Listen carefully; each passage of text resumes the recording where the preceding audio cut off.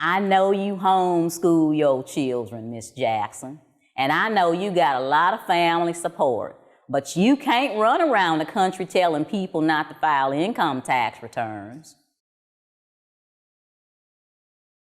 At the IRS, I was told that we were collecting the tax and doing our duty, as federal employees to collect the right amount of tax. When I left the IRS, I started being approached by a lot of people that said, hey, the income tax is being misrepresented and misapplied to the American people. Eventually, I did the research and found out that they were telling the truth and that our resources are being stolen by the government. So why did you leave the IRS? How did that end up? Just retired? I left the IRS for family reasons. I was promoted and moving up in rank in the IRS, and I'm a family person. They were taking too much of my time away from my family, so I decided to leave. I was already a CPA, so I said I'll do a CPA firm from home and take better care of my family. That's when people stopped being afraid to talk to me about the taxation. So what happens next? Tell me the story. What goes on? So many different people started talking to me about the taxation being misrepresented or being a fraud. And I eventually researched it because someone brought to my attention a USA Today article. It was 2000. It was summer of 2000. And it was put out by We the People Foundation for Constitutional Education. And it said, "Dear We the People, the income tax is a fraud." But also within the body of that USA Today ad was a $50,000 reward from a man named William Conklin. And Bill Conklin asked anybody that could prove that most Americans that live and work in the 50 states had to file an income tax return or was required to pay. So at that point I decided, I've been hearing all these people and I want to go ahead and do the research. Actually, I wanted to win that 50 grand. Okay. So I still had my codes and regulations from when I left the IRS. And I started doing the research, and then weeks went by, and then months went by, and I realized it's really hard here. Why is it so hard for me to just come out and show in the codes and regulations that the people have to pay the tax? And the conclusion that I came to was there's no law. There's a lot behind that, but there's no law. One of the largest things that people don't understand that talks about, if you have this taxable income or this gross income, but there's no definition of income in the Internal Revenue Code. So once the research was done, the definition of income turned out to be corporate profit. And so that's why some people say they've tried to make us out of corporations. But when I cut your grass, let's say you paid me $100 to cut your grass. So I use my mind and my arms and my legs to cut your grass. That's an even exchange. I exchange my time and my talents and my energy for resources that will help me to survive. That's not taxable. It should not be taxable. You take, for example, a large department store and it makes $100,000 in a day. It gets to deduct the rent from the building, the salaries that it paid, the utilities and all that. And at the end of the day, if they had $80,000 in expenses, they are taxed on only $20,000. They're taxed on the corporate profit. So we are getting screwed over. And one of the things that resounded in my head, and I saw this poster, and I actually have this poster posted in my office, in my home office. It says, if stealing 100% of the product of someone's labor is slavery, at what percentage is it not slavery? So it doesn't matter whether you're black, white, green, purple, or blue with polka dots, you are a slave. And my people have already been through slavery. I don't want to go through slavery again. But I realized at that point that I'm still a slave. And most Americans are. But there's so much information out there and there's so much distraction out there. But the biggest thing that's out there, there's so much fear out there. And when you talk to people about their rights and their liberties and all that, they would rather stay in the matrix and choke on the blue pill, because they're too afraid to deal with the government. They don't want to rock the boat, and they want to stay in their comfort zone. They want to stay in their circle of sameness, and you have to leave them there.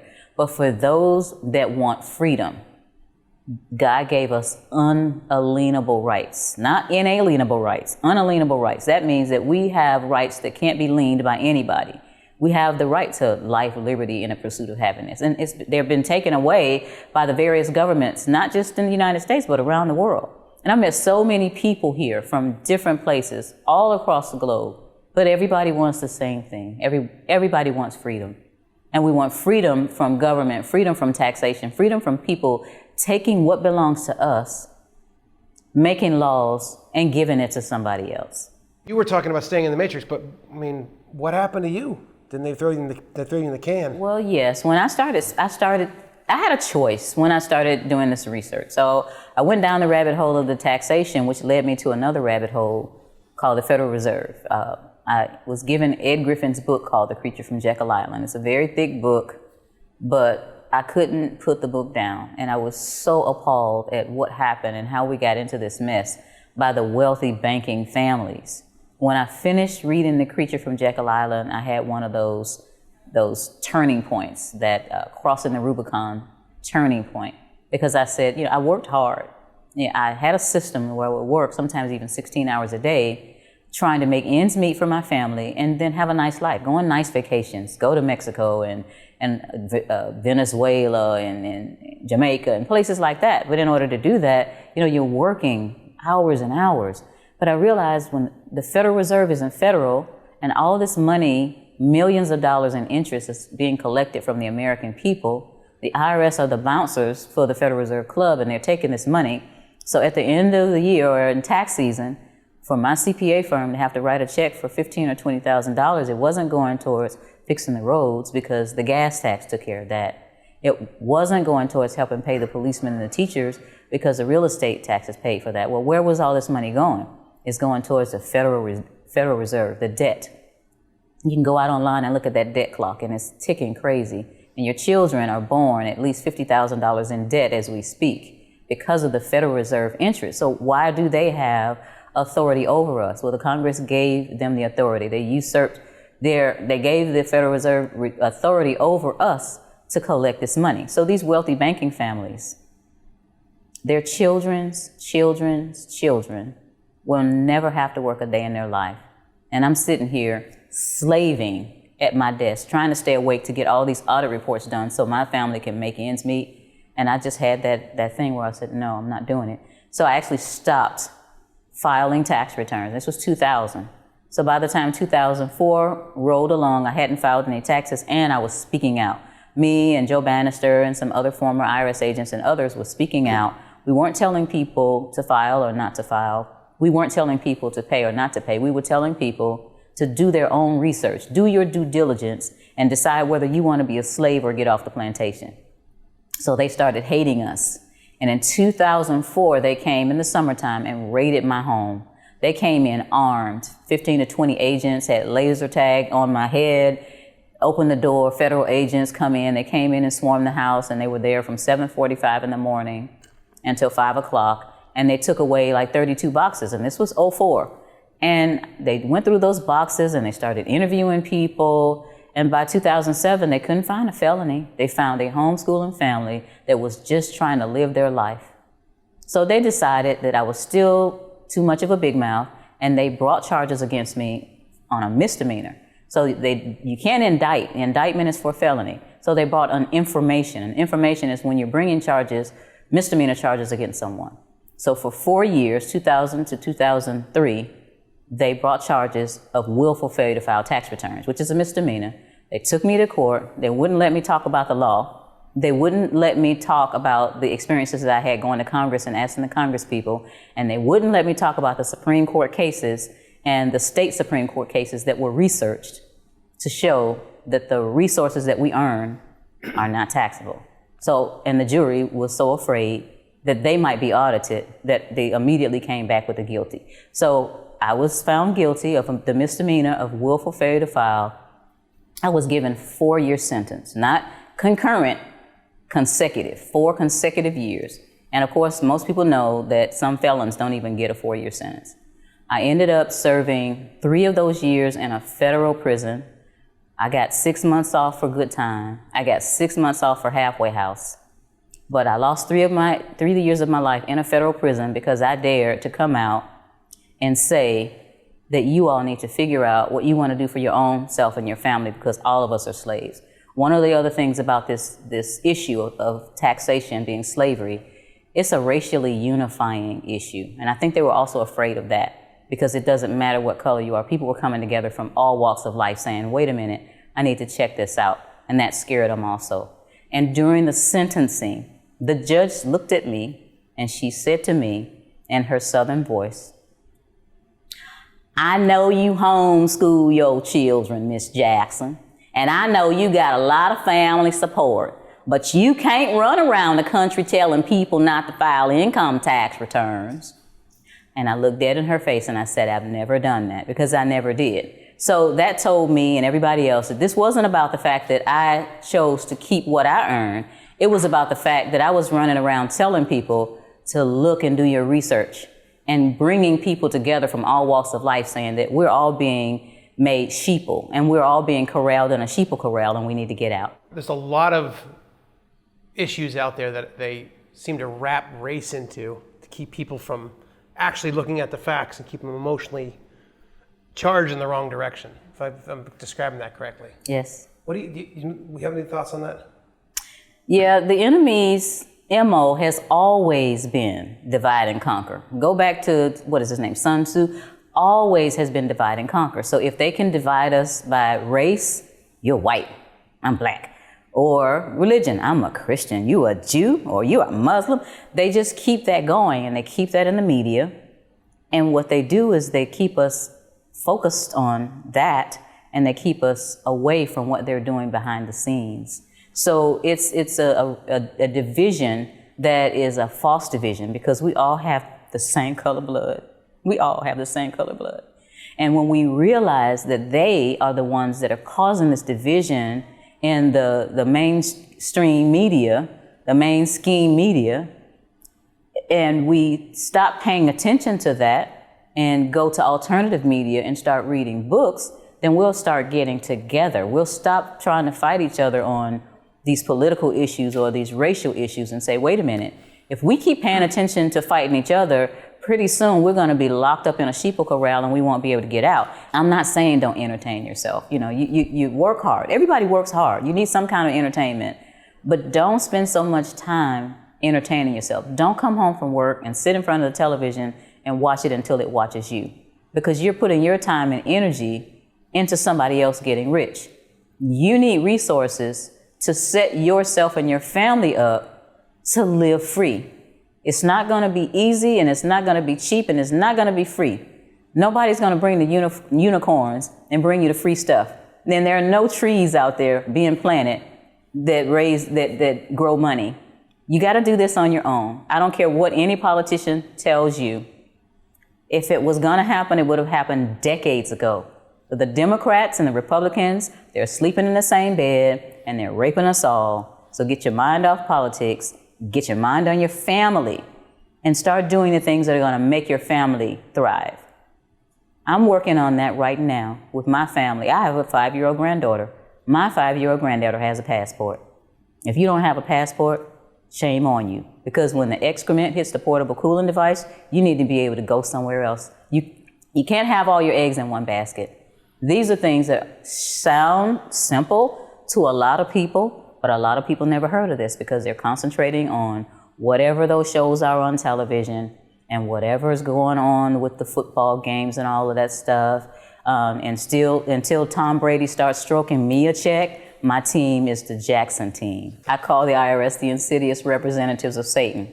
So they represent the corporatocracy. The government, the banksters, and the corporations work together. And, you know, if you notice, the people that leave the government, they go straight into the corporations or to the banks, and it's just a revolving door.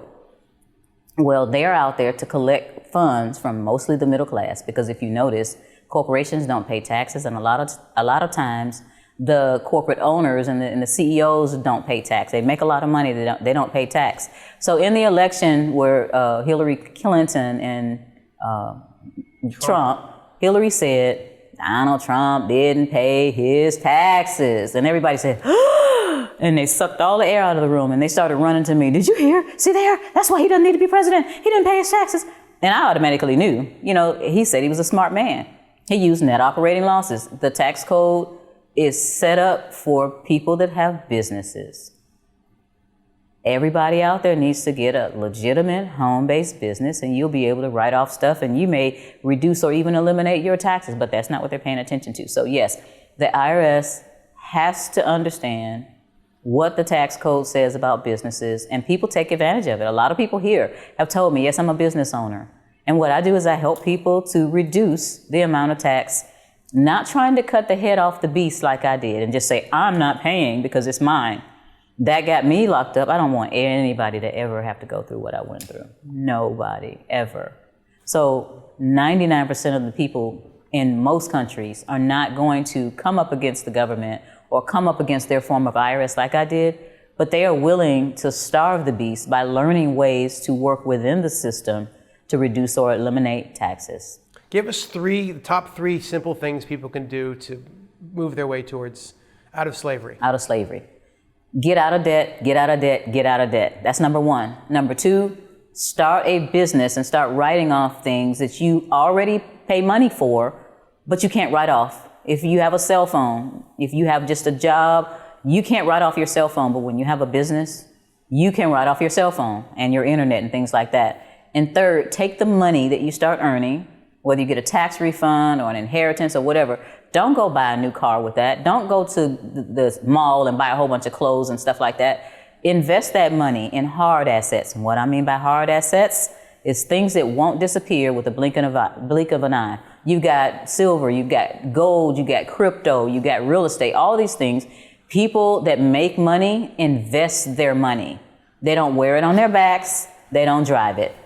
This country, at least the United States, was set up as a constitutional republic. And one of the founding fathers said to someone who was asking, what kind of government did you all make? And he said, it's a republic if you can keep it. And so that hasn't happened. Through greed and avarice, the system has made certain people above other people. With certain laws being put in place by certain people, they've gotten really, really rich. And then there are other people that are really, really poor and uneducated. And I'm not talking about education in the government schools. I'm talking about education about life, learning how to read, write, do math, critical thinking. Wisdom, strategic thinking. So if you grew up in a family, like a lot of my family members or my great-great-grandparents that weren't allowed to read and weren't allowed to do certain things, then you got to jump ahead. You're behind by 100 yards and you got to catch up. Well, some people have the incentive to catch up, but some people want to stay back there and, be the victim. I don't like the victim thing. I like being a victor. So what we have to do is we have to move forward. This country is like Rome. Rome fell from within. I don't know how long it's going to take, but $23 trillion in debt is not sustainable. Q1, 2, 3, 4, 7, 18, 20 is not going to work. So kicking the can down the road has been working, but what's going to happen is there is a dead end coming. So we don't know what's going to happen, but we know it's going to happen. So people need to start preparing however they're going to prepare for their families, for their future. It's not going to work. Democracy as it has failed us. The constitutional republic really never did get sprouted because people got greedy and decided, let's make these laws. Let's be able to take this money from these people and utilize it and give it to these people and pacify these other people by giving them stuff so they'll vote for us again next year. So what's next? What's coming down the road? What's coming down the road is going to be probably an economic collapse. And I don't know how long. Some people are saying 18 months. Some people are saying 3 years. I don't know. But what I do know is people need to start getting prepared. You can't, using the Hurricane Katrina for an example, that hurricane that hit New Orleans, everybody and their grandmother knew that hurricane was coming. Everybody knew. Certain people said, okay, I think I need to pack up. I need to board up my windows and I need to go to my relatives in Seattle. A lot of people did that. Those are the people who had, some forewarning and common sense. Then there were people that waited till the last minute and they got out at the last minute. Got stuck in a Superdome. Well, no, those are the people who did not move. You know why? Because they had not had their resources in place to go anywhere. These are the people that were very, very poor. Some of them were on government assistance and some of them didn't have vehicles. They're used to public transportation. And yes, they got stuck in the Superdome. The people that have any sense right now are doing something about it. The United States is losing 300,000 people every year. These people are expatriating. They are giving up their U.S. citizenship. United States is having what we call a brain drain. Pay attention. The people that have wherewithal are at least getting residency somewhere else, if not leaving and giving up U.S. citizenship altogether, because they see what's coming down the road. And when that excrement finally hits the portable cooling device, they will be elsewhere looking back at the people who got left in the proverbial Superdome. So what are you doing? Are you trying to get out of the States? I have some property in Costa Rica, in the process on the East Coast, just like what we learned about, is not very developed. They don't have Hiltons, they don't have Hyatts. I've been over there. Don't have, okay, so is Limon near Limon, between Limon and Puerto Viejo. And, my family will have some place to go when the wheels come off. We won't starve to death because, of course, there's food on all the trees. We won't freeze to death because it's nice and warm. We might get a little hot sometimes. And we'll be able to have resources come in for those who are still able to travel. They'll be able to visit and vacation there. So I am preparing. Most people here are in the mode of preparing. Some people are already prepared. That's great. And it's great. In this place, those that are prepared are helping the other ones because they want to be able to help other people. And it's not often that people that are preparing or prepared get with other people that want to do the same thing. You kind of have to keep your mouth closed a lot of times when you're at home because they're talking about who won the basketball game or those kinds of things. You keep quiet and you smile. But when you get around like-minded people, you share ideas, you learn new things, and we all move forward together. Stop staying in your circle of sameness. Stop choking on the blue pill. Take the red pill. It's a little scary, but we cannot live in fear. We cannot live in fear. Fear is false evidence appearing real, and it's not real. If you stay there and continue to be subservient and continue to be a slave, then you're not going to get anywhere. You might be comfortable for a while, but eventually it's all going to crash. And where are you going to be if you haven't prepared? I'm not going to be there. Most of the people that are here are not going to be around. We're going to be somewhere prepared and moving on with our families. So you do the same. Do you think that a lot of those programs that basically just remove the father from the home, turn the government into the father, do you think that was done initially as like, oh, we want to help people? Or do you think it was nefarious from the get? It was nefarious from the get. There's a guy named Daniel Patrick Moynihan. He wrote a report back then that said, hey, what's going to happen if you put these programs together? You're going to destroy the black family because you're taking the man out of the household. You're making it impossible for them to get money unless the man is out of the household. And people blasted him for that. But guess what? It was true. And he knew it was true. And guess what? The people that put it together knew it was true. He was just one of the only people that was willing to come out and say, hey, we shouldn't be doing this. And yes, it did. That whole welfare system and all that socialism and public assistance was one of the worst things that ever happened to black people and poor people. Because you don't want to have a situation where the family is broken up. When the family is destroyed, then all the morals are gone, and then you get what you have now. So we've gotten what we quote unquote paid for in the United States because of all of this public assistance and socialism and all that. My parents grew up during this time, but their parents, my grandparents, grew up during the time where people helped people. If somebody didn't have food, the families down the street rallied together and they had food. And then if my grandparents, and my grandfather told me this, sometimes they didn't have food, but he said he would never take public assistance. He said if they had to eat a grain of rice a day, then they were not going to do that because he knew that it was a destroyer. So yes, I totally 100% agree that it was all by design. It was nefarious and it did what it was intended to do. It broke up the family. And we've got all these situations where you've got a whole bunch of people that don't know their fathers. And that's one way out of many to keep people divided, keep them in the sheeple corral, and keep them down. Very few people do you see come out of that poverty and make something of themselves and are able to turn around and help others. Unless they're playing sports. I have a book called How to Escape the Rat Race, 4 Keys to Acquire the Life of Your Dreams. And it goes deeply into what I talked about getting out of debt and getting a business and that kind of thing. Also have a book called How to Stick It to the IRS. And that book helps people not be afraid of the IRS, because once you start pulling yourself up out of poverty and out of the lower middle class, then you have these resources. First things first, do with the resources what wealthy people do.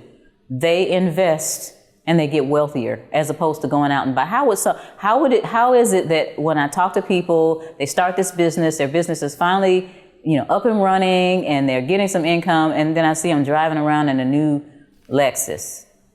And then it just really bothers me, because that's not what it's for. It's not for you to wear on your back, or it's not for you to drive around. It's for you to reinvest. Go get you some property, go get you some silver, go get you some gold, go get you some cryptocurrency, so that you'll have something when everything crashes.